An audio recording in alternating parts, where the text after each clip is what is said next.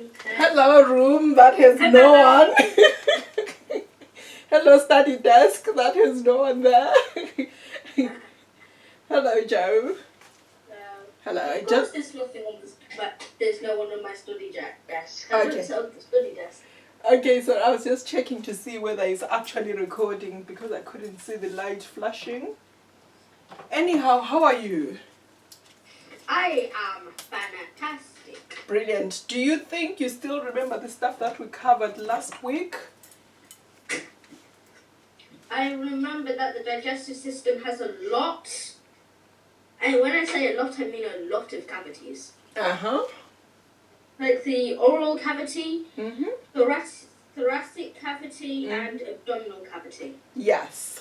And which one organ of the digestive system passes through the thoracic cavity? Was it the esophagus? Yes.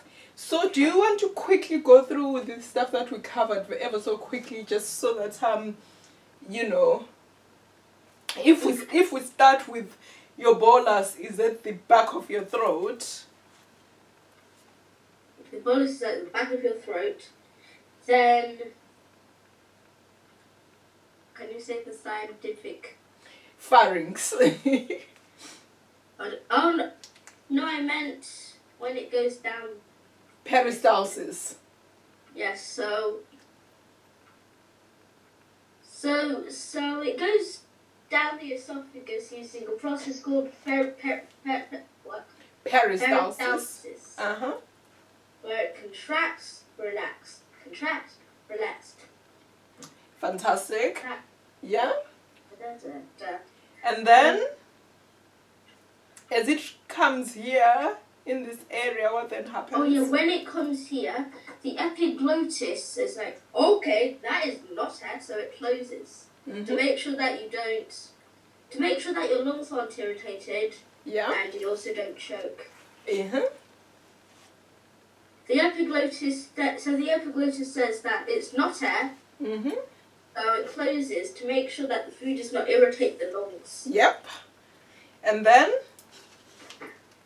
it will also go through. Yeah, because you've passed that, so we're still continuing down the esophagus. Keep on contracting and relaxing until it reaches. What was the thing called? We called it a sphincter or a valve, or we could call it a ring of muscle. Yes, so then we arrived at the valve.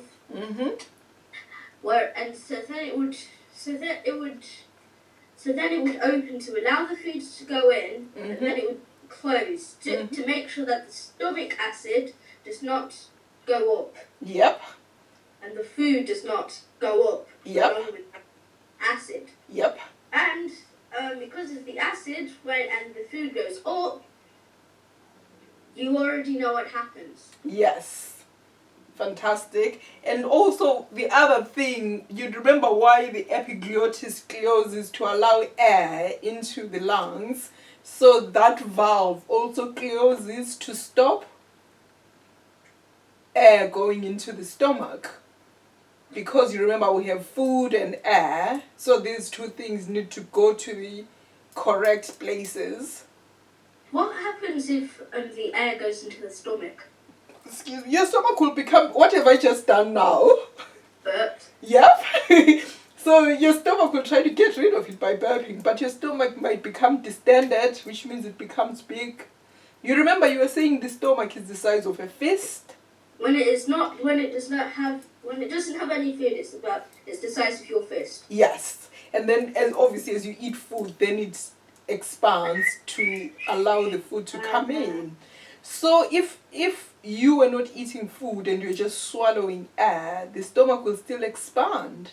And that is incredibly painful when it happens.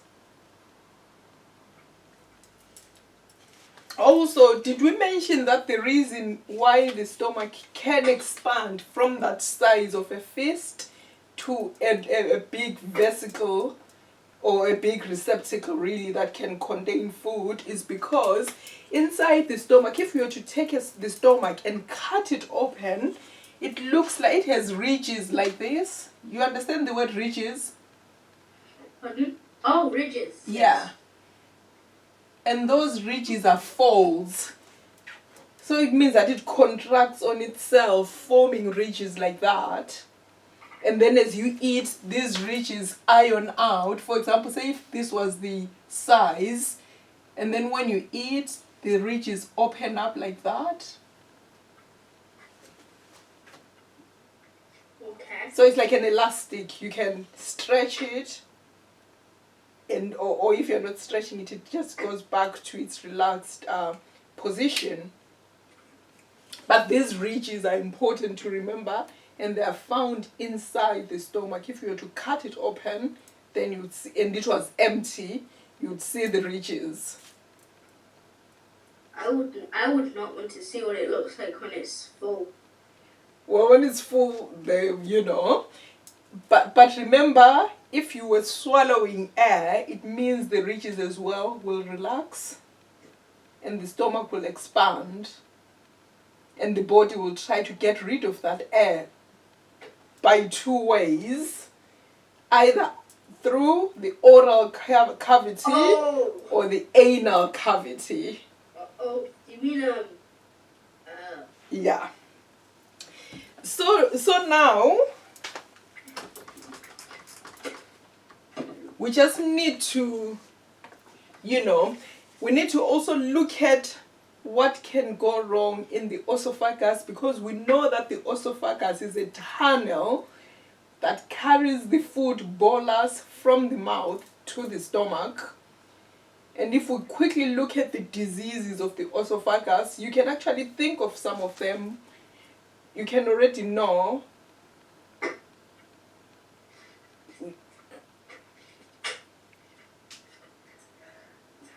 You can think of you were frozen a bit, don't worry.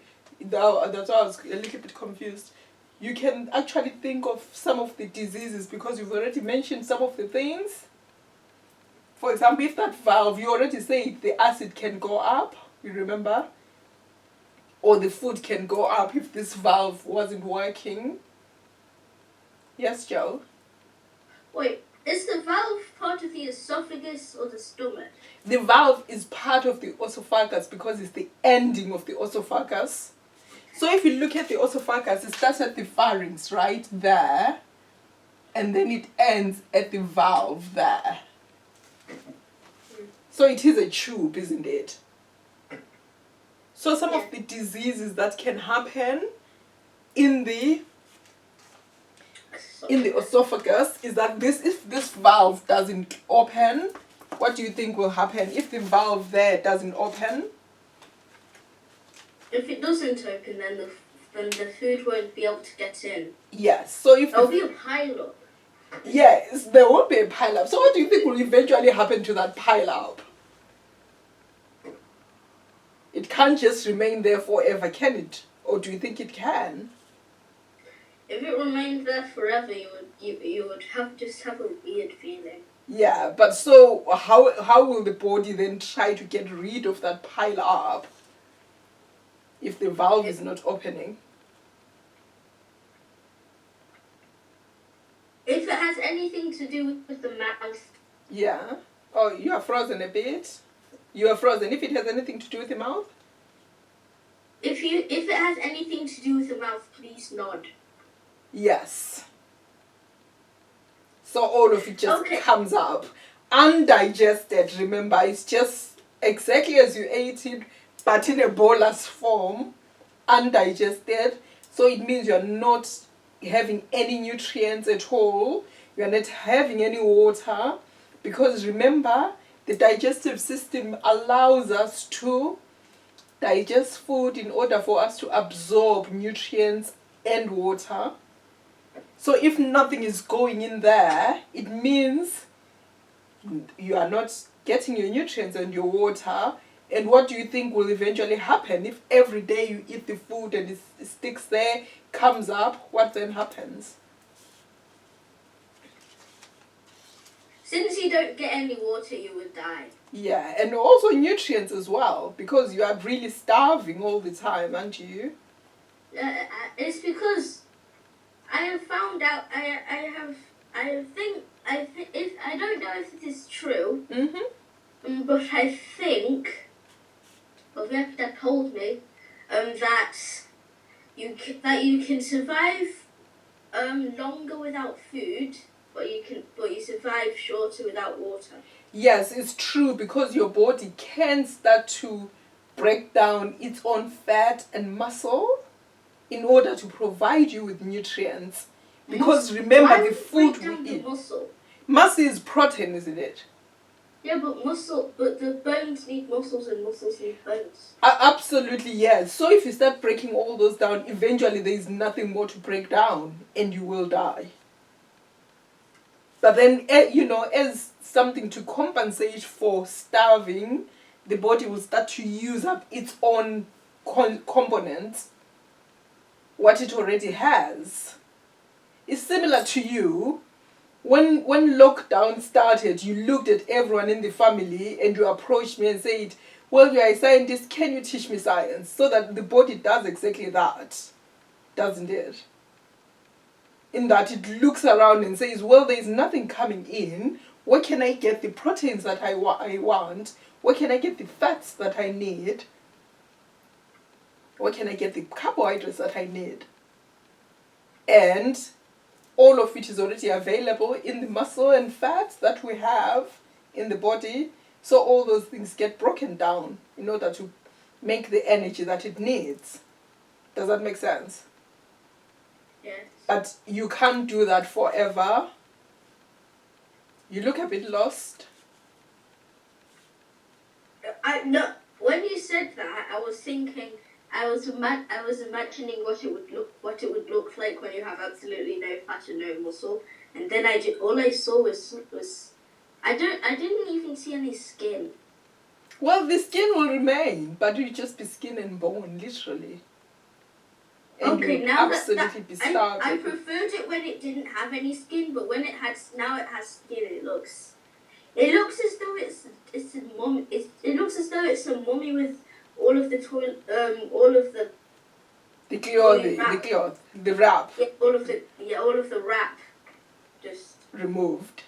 Yes. Absolutely, but obviously, human beings cannot survive to that extent. So you probably die before you reach that point. But remember, this does not literally mean that it will happen to you. You do know that. I know that. I was just thinking about what it would actually look like. Okay, fantastic. And the other disease which you have already mentioned is the acid coming up, which is dreadfully unpleasant. And if that acid keeps coming up and up and up, eventually the esophagus will become so irritated that its cells will change from normal cells to what we call cancerous cells. You can get cancer because of that? Yes, if that acid keeps coming up all the time. Yes, Joe? But but the esophagus doesn't have any of the lining that the stomach has, so wouldn't it start to disintegrate? Yes, but cancer is that bit of disintegrating, isn't it, really? Yeah. We call it cancer, but it disintegrating literally is that cancer, because its cells are not able to, be affected by that acid all the time. So then those cells start to change. Because remember, acid can bend through things, doesn't it?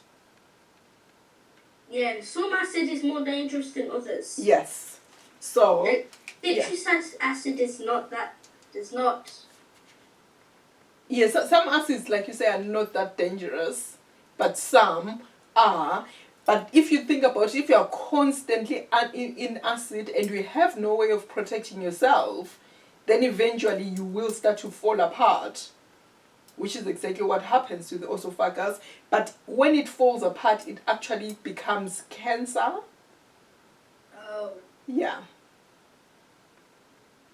So I suppose those are the two diseases of the esophagus that are probably important. Oh, well, another one, since we covered the diaphragm, is that part of the stomach can come up into the thoracic cavity. What? Yes, just a tiny You're bit of joking. it. No, can go through the diaphragm and come up into the thoracic cavity, and that is not pleasant. It's actually quite painful, and it also causes pain, and acid as well to start coming up, and food as well, of course.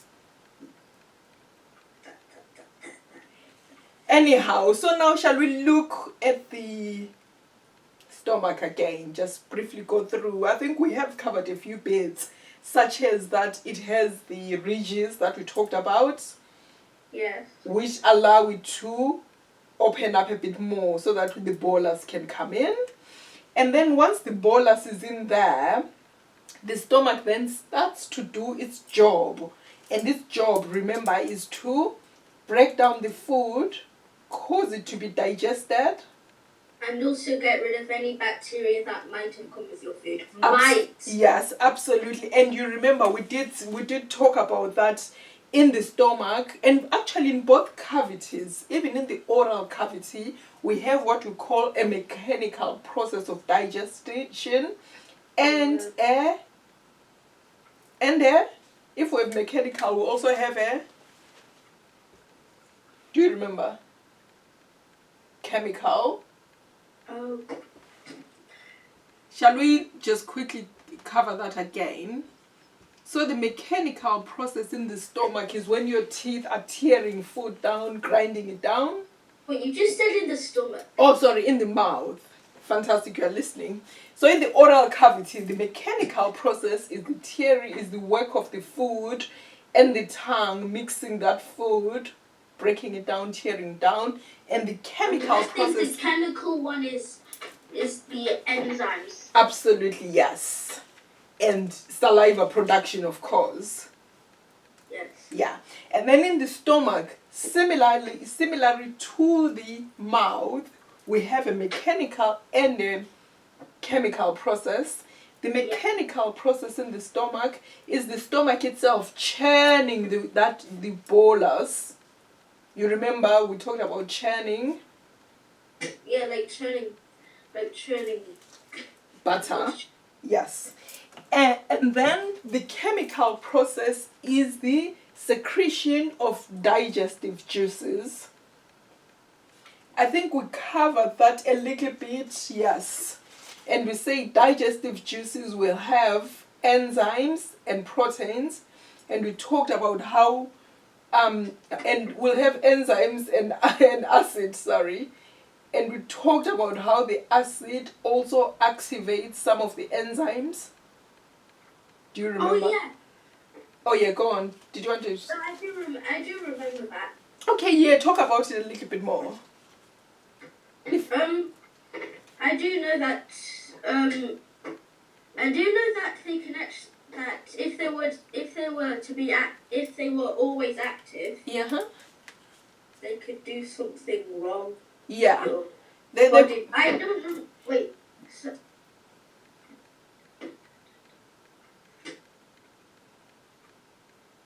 I know it did do something to your body. Well, it can digest your body, obviously, because these are digestive enzymes that break food components down, isn't it?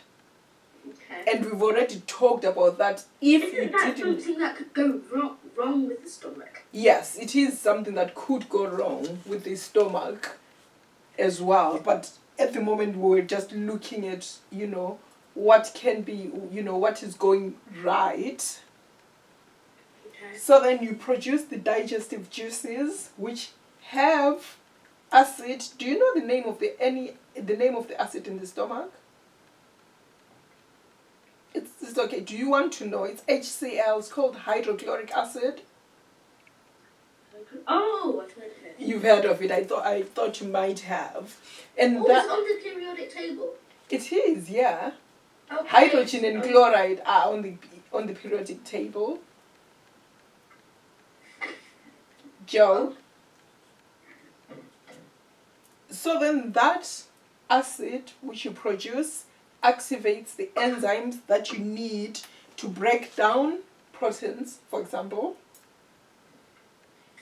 the digestive juices as well also have, we've already talked about, also have hormones as well, because they have, do you know what hormones are? They are messengers, usually, that, a messenger between body systems, and usually perhaps telling the brain and another organ to start doing something. So those hormones, when they are secreted into the stomach, they tell the stomach that actually it's now time to start the digestive process going, because there is food in the stomach. And also other hormones as well tell you when you are full and say, actually, you've eaten enough, the stomach is full, it has expanded as much as it can possibly expand, there is no room anymore.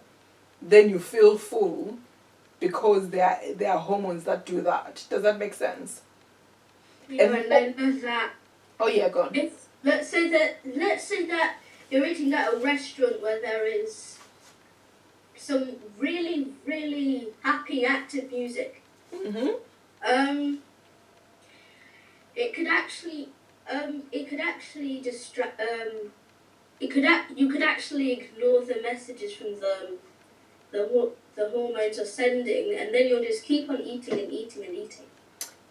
Yeah, possibly. And also, those hormones, they tell you when you are hungry as well. So think about the hormones as chemical messengers that send signals and messages around the body. Okay. So you need hormones to tell you that you are hungry, hormones to tell you that actually you are full, so that the digestive process can start. And we remember the digestive process is the chemical and mechanical breakdown of food in order for us to then absorb nutrients and water that we need for energy. Does that make sense? Yes. Yeah. And also in the body, in the stomach, remember, things are moving around by peristalsis as well.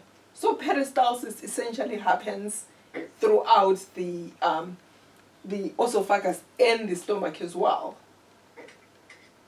Okay. Which again actually is another problem that could happen in the esophagus, that peristalsis might not work. So then, how would it go down? Well, that's a good question. So do you think it would go down if peristalsis was not working? If all of the muscles were open, then it could just... But what will tell this valve to open? Because remember, it's always closed. Oh, then nothing will. Yeah. So then actually it wouldn't be able to get to the stomach. Yep. So that is another thing that could happen actually in the esophagus, that peristalsis doesn't work. Therefore, the food doesn't get into the stomach. And you remember that we talked about that the stomach on the outside has muscles which are circular, longitudinal, and oblique. Yes, you are doing it with your fingers. And those muscles help with the... They help with they help with digestion. Yes. So they are the ones which are part of the mechanical process of that churning. So as we're digesting, remember, we are bringing in, you've brought in your boluses, right, into the stomach. The stomach is now full. And the chemical messenger says, hey, the stomach is full. Stop eating your pasta, Joe. You are now full. And another hormone also says, okay, since the stomach is now full and Joe has stopped eating, it's time to secrete the digestive juices. And then the digestive juices have enzymes, and acid as well. And that acid starts to kill the bacteria that's in the food. And also, the acid as well starts to activate the enzymes. And the stomach itself starts to churn the food, the boluses, remember? And as it churns them and churns them, they are converted from a little bolus into something called the chyme. The what? The chyme. Yeah, which is a semi-solid substance. Oh, like oobleck. Yeah. That can be but it doesn't harden. When you press onto it, it's similar to porridge. You remember with the porridge that you normally eat. So it's similar to that.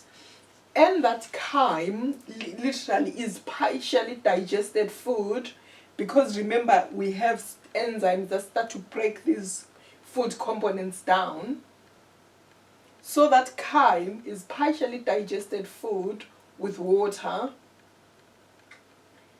And the chyme then can be moved to the small intestine, where the majority of digestion happens. However, in the stomach itself, you can absorb a few things as well, which I think you need to know. Things like if you are taking medication, it gets absorbed in the stomach. A little bit of water as well can be absorbed in the stomach.